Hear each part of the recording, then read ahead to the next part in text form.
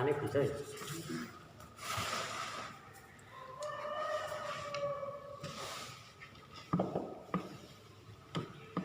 Assalamualaikum warahmatullahi wabarakatuh. Innal hamdalillah nahmaduhu wa nasta'inuhu wa nastaghfiruh wa na'udzu billahi min syururi anfusina wa min sayyiati a'malina. May yahdihillahu fala mudilla lahu wa may yudlil fala hadiya lahu. Asyhadu an la ilaha illallah wahdahu la syarika lahu wa asyhadu anna Muhammadan abduhu wa rasuluh la nabiyya wa la rasula ba'da.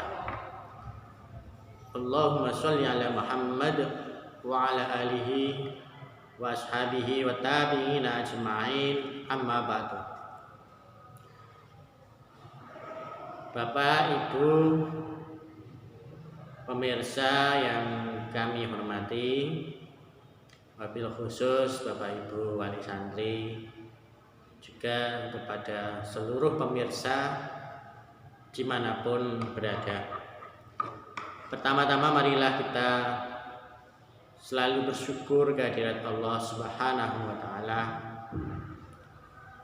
karena atas limpahannya pada kesempatan kali ini kita bisa kembali bertemu dalam siaran kajian online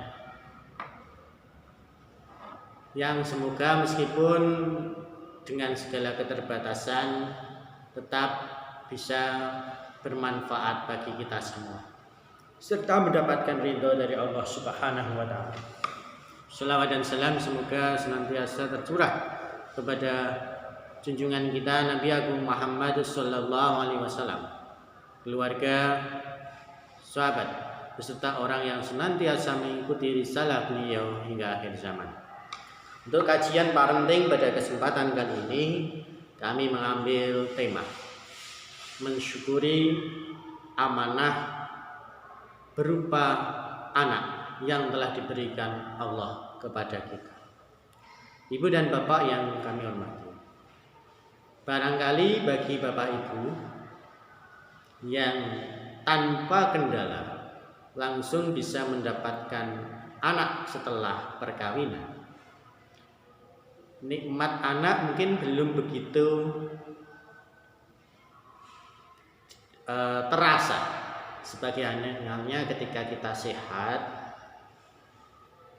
kita tidak merasakan bahwa nikmat sehat itu luar biasa. Tetapi ketika kita sakit, maka terasa nikmat sehat itu sungguh sangat istimewa.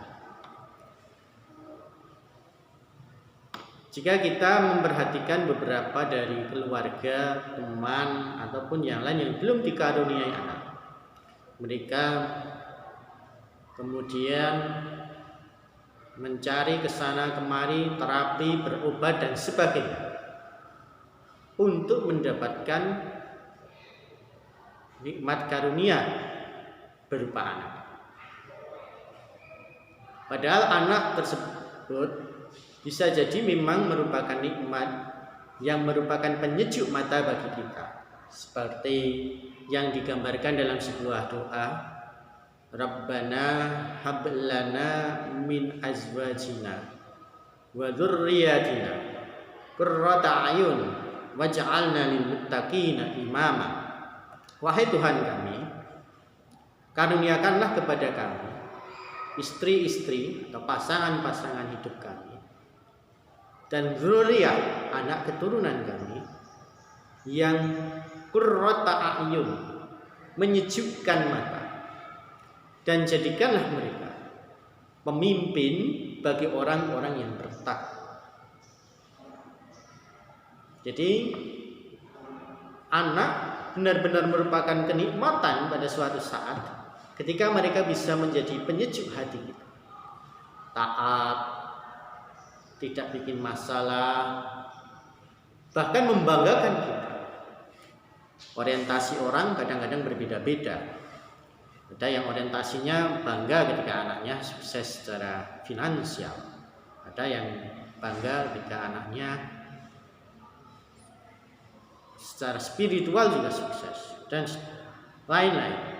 Tetapi juga sebenarnya anak dan istri atau keluarga itu kadang-kadang menjadi fitnah bagi kita.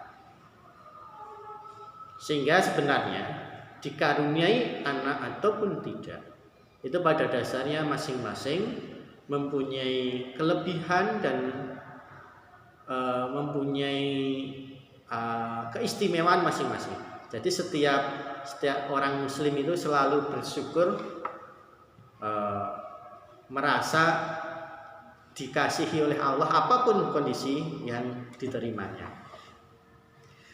Ada yang barangkali keluarga teman kita yang belum dikaruniai, pada dasarnya Allah meringankan bebannya, yaitu tidak dimintai pertanggungjawaban atas amanah yang dititipkan.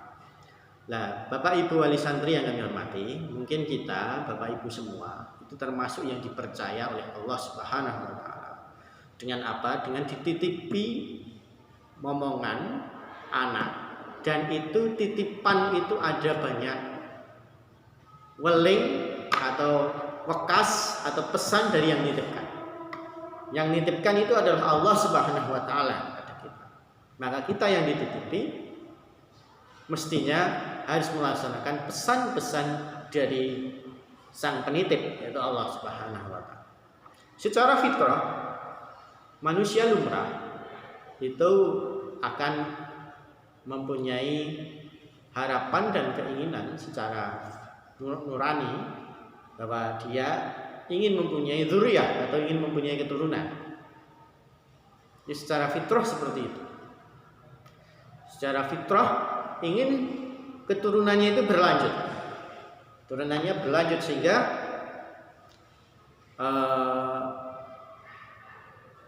bisa ada yang meneruskan sejarahnya. Bahkan di kalangan tertentu secara sosiologis tidak cukup hanya dikaruniai dengan anak saja, tetapi ada juga misalnya orang Arab. Orang Arab ini secara sosiologis menganggap bahwa garis keturunan itu akan terputus manakala seseorang tidak mempunyai anak laki-laki. Maka Rasulullah yang anak laki-lakinya itu meninggal semua di waktu kecil, itu dikatakan oleh orang-orang kafir sebagai orang yang terputus di dalam Quran surah Al-Kautsar.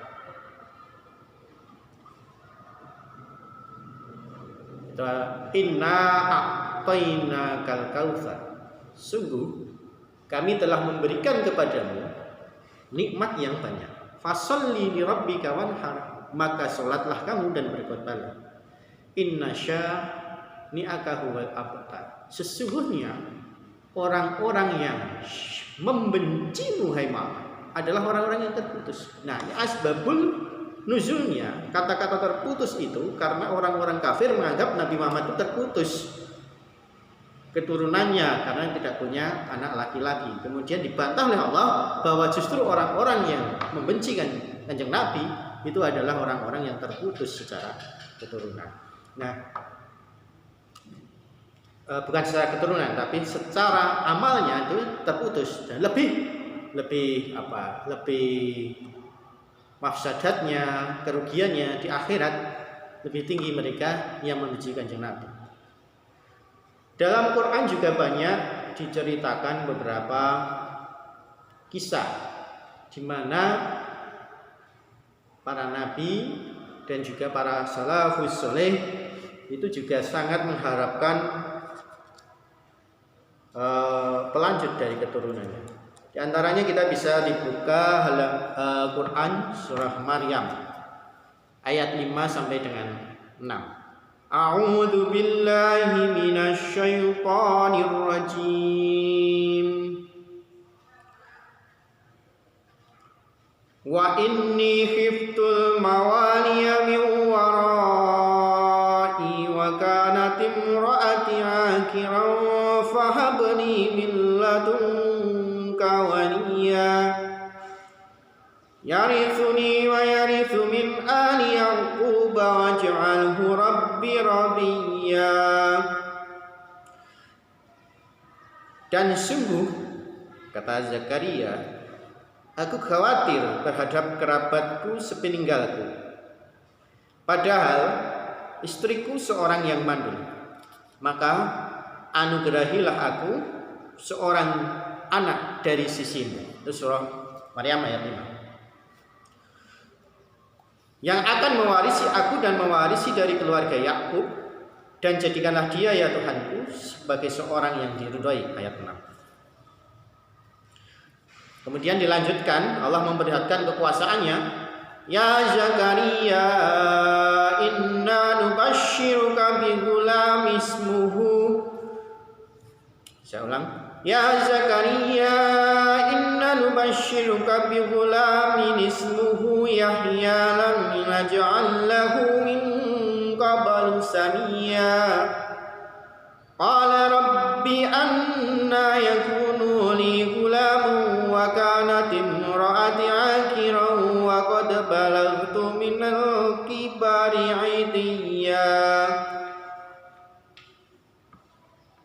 Qala kadzalik qala rabbuka huwa 'alayya hayyinun wa qad khalaqtuka min qablu wa lam taku syai'a.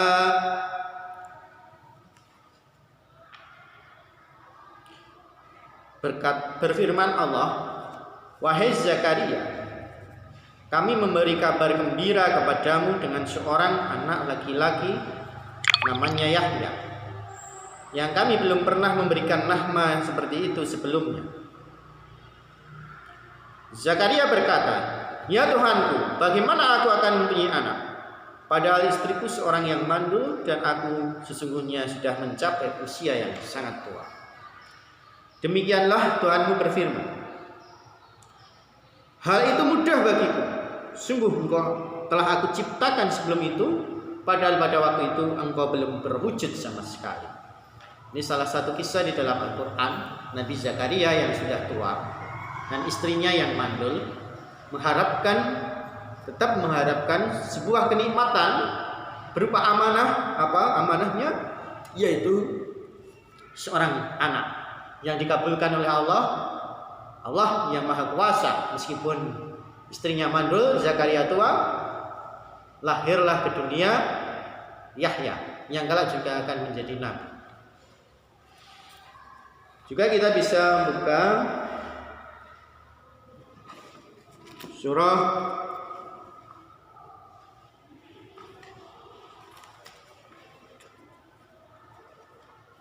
Al-Hijr.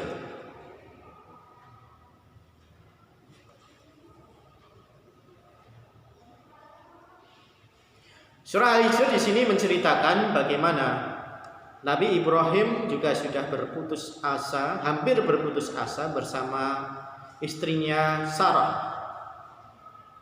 Karena istri Sarah ini hampir sudah dipastikan tidak punya anak, sampai menyuruh Nabi Ibrahim beristri lagi, yaitu Hajar. Yang dari Hajar ada keturunan namanya Ismail. Namun Allah mendengar dan mengabulkan permintaan Ibrahim dan Sarah.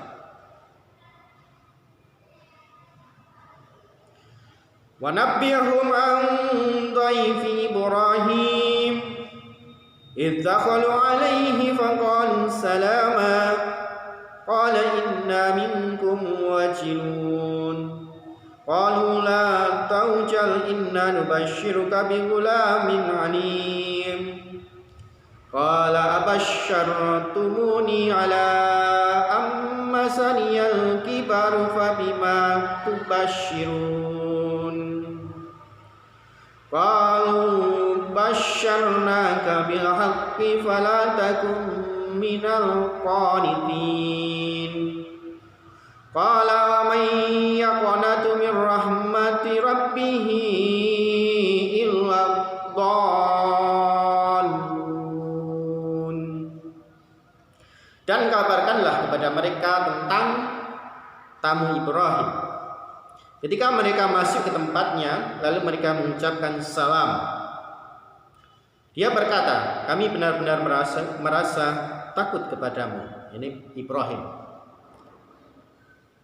Para malaikat berkata, para tamu tersebut berkata, janganlah engkau merasa takut, sesungguhnya kami memberi kabar gembira kepadamu dengan anak laki-laki yang pandai, kelak akan diberi nama Ishak.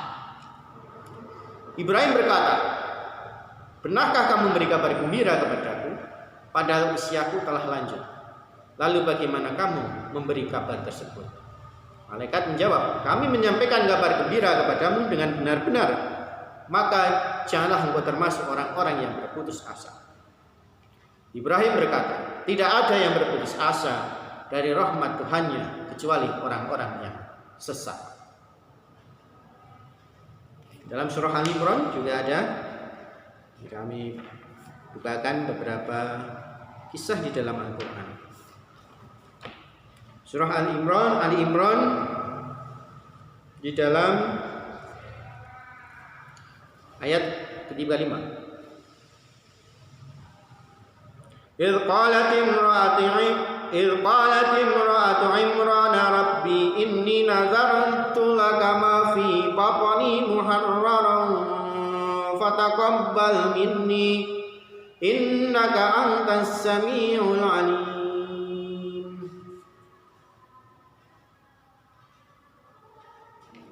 Ini nazar dari istri Imran. Keluarga Imran itu keluarga yang istimewa. Namanya disebut sejajar dengan para nabi.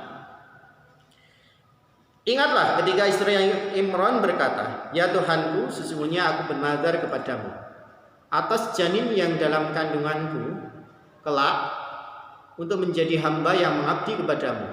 Maka terimalah nazar dariku. Sungguh engkaulah yang maha mendengar lagi maha mengetahui. Orang tua juga punya naluri untuk melindungi anaknya. Maka ketika Fir'aun mengumumkan siapa yang dari Bani Israel yang lahir anak laki-laki akan dibunuh, maka Allah mewahyukan kepada keluarga Nabi Musa untuk menghanyutkan anak yang bernama Musa ke dalam sungai Nil. Dan atas pertolongan dari Allah, maka Allah mengilhamkan rasa cinta kasih kepada Ibu Asia, istri Fir'aun, untuk menyelamatkan bayi tersebut. Wa qalat imra'atu fir'auna qurratu 'ainin li walad la taqtuluhu asa an yanfa'ana aw nattakhidahu waladan wa hum la yash'urun. Dan istri Fir'aun berkata, dia, bayi yang dipungut tadi yang ada di dalam sungai, adalah penyejuk mata hati bagiku dan bagimu. Janganlah kamu membunuhnya. Mudah-mudahan dia bermanfaat kepada kita, atau kita ambil dia menjadi anak. Sedang mereka tidak menyadari kelak Musa ini justru akan menjadi orang yang menggulingkan pengaruh Fir'aun, yang menjadi diktator yang memaksa rakyatnya untuk menyembahnya dan memaksa keluarga Bani Israel untuk menjadi budak di negeri Mesir. Bapak Ibu yang kami hormati, dari beberapa kisah yang kami sampaikan di dalam Al-Quran tadi,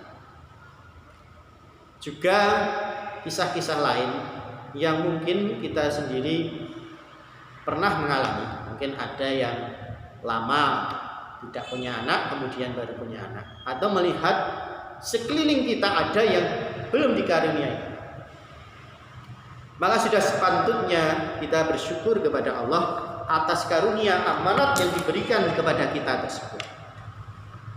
Allah berfirman, la in syakartum la azidannakum wa la in kafartum inna adzabi lasyadid.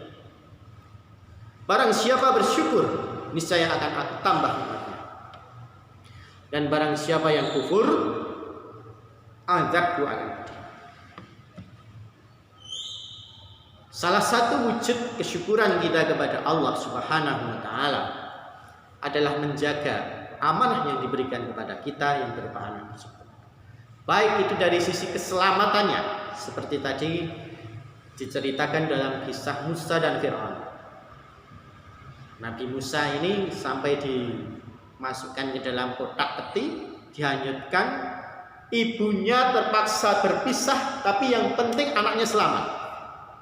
Namun qadarullah, setelah dipungut oleh Fir'aun dan keluarganya, hanya ibu Musa yang bisa menyusui anaknya sendiri.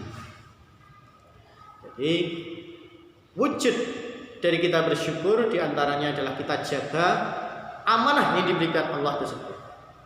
Kita jaga keselamatannya, kita berikan kepada mereka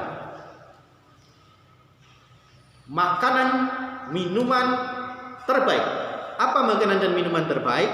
Makanan dan minuman terbaik adalah yang halal dan thayyib. Tidak ada gunanya diberikan makanan yang lezat, penuh gizi, nutrisi tinggi, tetapi itu bukan dari sesuatu yang halal. Maka mari kita orang tua berusaha semaksimal mungkin kalau memberikan kepada anak adalah yang halal dan thayyib. Halal barangnya, juga halal cara memperolehnya. Rasa syukur kita wujudkan juga bagaimana kita memikirkan masa depannya. Karena kita tidak ingin nantinya akan timbul generasi yang lemah, yang muncul dari kita. Jadi bagaimana masa depan dia itu harus kita pikirkan, masuk sekolahnya dan sebagainya.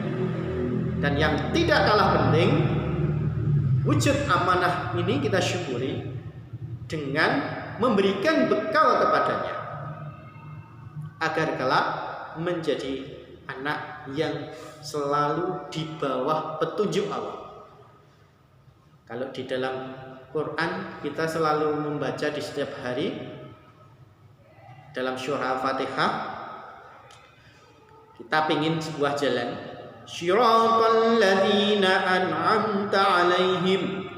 Ya Allah, karuniakanlah kepada kami jalan orang-orang yang Kau beri nikmat. Ghairil maghdubi, bukan jalannya mereka yang Kau murkai. Waladdallin, bukan jalan mereka yang sesat. Tentunya kepada anak kita pun demikian. Maka para nabi dan rasul ketika mau meninggal, yang ditanyakan adalah ma ta'buduna min ba'di, apa yang kamu sembah nak sepeninggalku. Monggo kita introspeksi masing-masing. Pernahkah kita berpikir, pernahkah kita menanyakan kepada anak kita atau mewasiatkan kepada anak kita agar setelah kita tiada tetap dalam ketaatan kepada Allah? Tentunya orang tua mempunyai naluri bahwa anaknya harus lebih baik dari orang tuanya. Maka penjagaannya diantaranya adalah jangan sampai anak kita itu nantinya menyembah kepada selain Allah, supaya kita nanti bisa berkumpul di surga. Maka para nabi mengatakan ma ta'buduna min ba'di, apa yang kamu sembah setelah sepeninggalku. Allah juga telah memerintahkan kepada kita, ya ayyuhalladzina amanu qu anfusakum wa ahlikum nar. Hai orang-orang yang beriman, jagalah dirimu dan keluargamu dari siksa api neraka. Setelah penghuni surga itu besok berkumpul di surga, masuk ke surga, mereka akan mencari orang-orang yang di dekatnya, orang-orang yang mereka cintai. Ketika di surga tidak ada, maka diperintahkan dia, dipersilahkan dia untuk mencari ke neraka. Maka terjadilah dialog. Masalakakum fi saqar, hai penduduk neraka, kenapa kamu sampai masuk neraka Saqar? Qalu bal nakum minal musallun, sesungguhnya saya termasuk orang-orang yang tidak mengerjakan sholat. Bayangkan apabila itu terjadi pada keluarga kita atau kepada anak kita. Allah tentu tidak akan membebani ketika kita sudah berusaha tetapi tidak berhasil. Itu bukan urusan kita. Kita berusaha, ikhtiar, kemudian tawakal. Tetapi kita harus wa idza azamta. Kita harus punya azam, keinginan yang kuat. Setelah azam kita kuat, maka fatawakkal 'ala Allah. Serahkan semuanya kepada Allah. Anak apabila dia menjadi soleh dan solihah, insya Allah menjadi tabungan amal bagi orang tuanya. Tetapi sebenarnya kita memberikan sesuatu kepada anak tentunya tidak berpikir harus ada balas budi dari anak. Tetapi itu sudah otomatis. Anak yang soleh akan mendoakan orang tuanya. Maka pada kesempatan kali ini saya mengajak kepada diri saya sendiri. Saya mengingatkan kepada diri saya sendiri. Kesempatan memberikan tausiah atau ceramah seperti ini sebenarnya yang paling istimewa bagi saya juga sekaligus untuk mengingatkan diri saya sendiri. Kemudian kepada seluruh para wali santri dari TKA, TPA, TGA, Pondok Pesantren Al-Muhsin Bunder, dan juga seluruh pemirsa sekalian dimanapun berada. Mari kita syukuri kita termasuk yang dipercaya oleh Allah. Padahal Allah itu tidak akan memberikan beban kepada orang yang tidak mampu. Maka ketika kita diberi amanah anak, maka Allah sudah menganggap kita itu mampu. La yukallifullahu nafsan illa wus'aha. Allah tidak akan membebani kecuali sesuai dengan kemampuannya. Kalau logika ini kita balik, maka berarti ketika kita diberi anak, Allah sudah memandang kita itu mampu untuk mengelola atau memelihara anak, baik dari sisi di dunianya, kehidupan dunianya, maupun dari sisi kehidupan akhiratnya. Kehidupan dunianya menjadi tanggung jawab kita orang tua. Kehidupan akhiratnya juga akan menjadi tanggung jawab kita orang tua. Dan kita akan dimintai pertanggungjawaban atas itu semua. Besok di pengadilan akhir kita sudah dipercaya, Allah sudah sangat maha tahu bahwa kita itu mampu. Buktinya apa? Kita diberi anak. Orang yang diberi kekayaan berarti Allah mengatakan bahwa Allah memandang dia mampu diberi amanah kekayaan. Orang yang diberi umur panjang berarti dia mampu diberi amanah umur panjang. Allah menyelamatkan hamba-hambanya itu dengan kadang-kadang misalnya orang kalau diberi umur panjang malah maksiatnya panjang, maka diberi umur yang pendek. Orang maksiatnya juga panjang, umurnya panjang. Dia sedang diberi kesempatan untuk bertobat. Beri kesempatan lagi, beri kesempatan lagi, beri kesempatan lagi. Tinggal dia gunakan atau tidak. Kita diberi amanah oleh Allah berupa anak. Berarti kita mampu. Bagi yang tidak, berarti Allah sedang memberikan amanah yang lain kepadanya. Yang itu tentu semua dengan sebuah ukuran yang tepat di sisi Allah. Innallaha ala kulli syai'in qadir. Sesungguhnya Allah Maha berkehendak atas segala sesuatu. Dan tentu Allah mempunyai hitungan tersendiri. Nah, kita sebagai yang telah diberi amanah oleh Allah dalam kesempatan pengajian parenting ini, karena kita di sini parenting pasti ini dalam rangka menggulawentah anak turun kita. Barangkali ada yang sebagai yang hanya mewakili orang tuanya juga nggak apa-apa, karena itu sudah diamanahkan kepada kita. Maka kita sebenarnya sedang diberi ujian oleh Allah, yaitu bagaimana kita bisa atau tidak untuk mengelola atau untuk mendidik anak keturunan kita. Saya kira itu yang kami sampaikan pada kesempatan kali ini. Insya Allah kajian ini akan kita buat bersambung dan tema demi tema. Pada kesempatan awal ini kita bertemakan mensyukuri amanah anak. Nantinya akan kita secara berkelanjutan bagaimana mendidik anak itu sejak sebelum jadi anak, sewaktu proses hubungan antara suami istri di dalam kandungan, bagaimana memberi hadiah yang indah bagi anak ketika lahir, dan juga bagaimana kita merawatnya dari lahir hingga dewasa. Semua coba kita gali dari ayat-ayat tarbawi, ayat-ayat yang berbicara tentang pendidikan, hadis-hadis tarbawi, hadis-hadis yang berbicara tentang pendidikan, dan juga dari nasihat para ulama dan juga nasihat para ahli pendidikan. Insya Allah kita sambung dalam kesempatan yang akan datang. Ada kesalahan, maaf. Akhir kalam, assalamualaikum warahmatullahi wabarakatuh.